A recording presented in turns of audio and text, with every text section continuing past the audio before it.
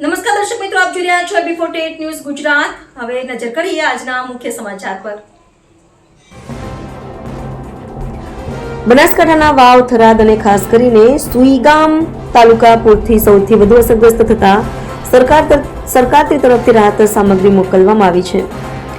Palanpur collector કચેરીથી સહકારિતા મંત્રી જગદીશ વિશ્વકર્માએ લીલી ઝંડી બતાવી રાહત ટ્રક રવાના કર્યા।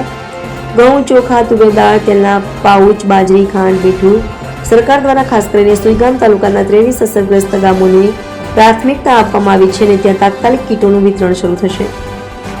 સરકાર સાથે અનેક સેવાભાવી સંસ્થાઓ પણ રાહત કાર્યમાં જોડાઈ રહી છે, જેથી પૂરગ્રસ્ત પરિવારોને જરૂરી મદદ ઝડપથી મળી શકે। હાલ સરકાર અને તંત્રનું મુખ્ય ધ્યાન સુઈગામના સૌથી વધુ અસરગ્રસ્ત વિસ્તારોમાં ઝડપથી મદદ કરવા પહોંચાડ્યું છે। 7 અને 8 સપ્ટેમ્બરના રોજ અતિ ભારે વરસાદ બનાસકાંઠા, પાટણ, કચ્છ જિલ્લામાં થયો છે। ગુજરાતના મુખ્યમંત્રી માનનીય ભૂપેન્દ્ર પટેલ દ્વારા તાત્કાલિક જ સેન્ટર પરથી જોયા બાદ દરેક કલેક્ટરને સૂચના આપવામાં આવી હતી જ્યાં જ્યાં વધારે વરસાદ થયો છે। કલેક્ટર દ્વારા પણ લગભગ બનાસકાંઠાની અંદર લગભગ થરાદ, વાવ, ભાભર આ બધી જગ્યાએ 296 જેટલા ગામડાઓ ઇફેક્ટેડ થયા હતા। કલેક્ટરની ટીમ અને બધા દ્વારા એનડીઆરએફની ટીમ અને બધા જ લોકોએ રેસ્ક્યુ કરવાની કામગીરી કરી છે। સાથે સાથે લગભગ 228 વ્યક્તિઓને રેસ્ક્યુ કર્યા, 6867 વ્યક્તિઓને સ્થળાંતર કર્યા છે।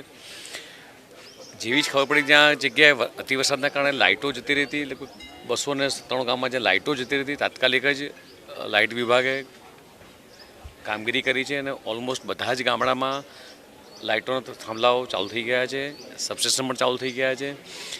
કલેક્ટર દ્વારા એનજીઓ, સરકાર, બનાસ ડેરી દ્વારા પણ ફૂડ પેકેટોની વાત કરું તો બધા જગ્યાએ લગભગ 1.5 થી 2 લાખ ફૂડ પેકેટો આપવામાં આવ્યા છે।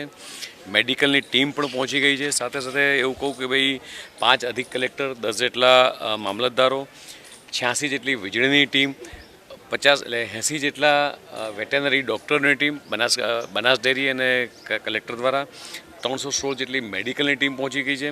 બીજા 1000 થી 1500 જેટલા કર્મચારીઓ આ ટીમમાં લાગેલા છે। અત્યારે આપ જોઈ રહ્યા છો તે દરેક ઘરે જેટલા ઇફેક્ટેડ લોકો છે, અસરગ્રસ્ત પરિવારોની અંદર 15 કિલોની કીટ રાજ્ય સરકાર દ્વારા તૈયાર કરી અને લોકોના ઘરે પહોંચાડવાની કામગીરી થઈ રહી છે। અત્યારે અહીં આ કાર્યક્રમ બાદ સીધો ડીસાથી પણ લગભગ અમારા ત્યાંના સ્થાનિક ધારાસભ્યોથી માંડીને બધા જ લોકોએ જે કીટો તૈયાર કરી છે, પાલનપુરના અમારા ધારાસભ્ય શશિકાંતભાઈ, ડીસાના ધારાસભ્ય, આ બધા જ લોકોએ સહયોગથી જે ફૂડ કીટો લગભગ બનાસ ડેરીએ પણ લગભગ 1.25 લાખ જેટલા ફૂડ પેકેટો આપ્યા છે, 1.25 લાખ જેટલી પાણીની બોટલો આપી છે એમની પોતાની veterinary team.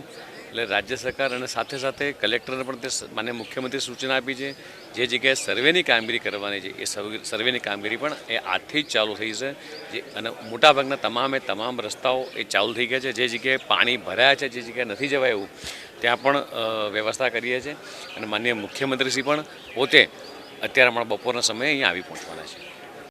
B48 news Gujarat સાથે રિપોર્ટર જીતુ સોલંકી, બનાસકાંઠા।